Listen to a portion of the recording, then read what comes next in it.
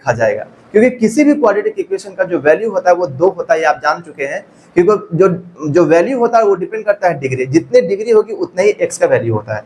तो अगर ये एक पॉइंट पे कट कर रहा है तो मान लेते हैं कि ये x का वैल्यू 1 आ रहा है, तो 1 2 बार लिखा जाएगा।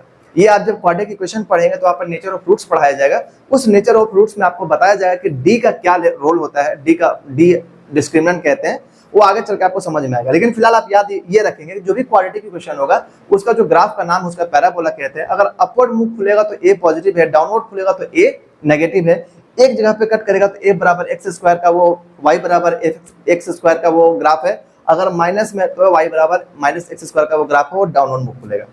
आपको इतना बात समझ में आया? यानी सिंपल भाषा में इसको बहुत अच्छे से आपको याद रखना है, ध्यान रखना है।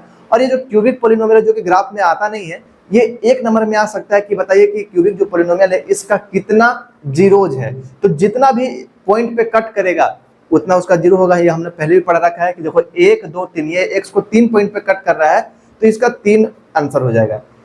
जो भी क्यूबिक पॉलिनोमियल होता है, क्यूबिक पॉलिनोमियल का जो ग्राफ है वो हमेशा या 1 पॉइंट पे मिनिमम कट करेगा, मैक्सिमम 3 पॉइंट पे कट करेगा।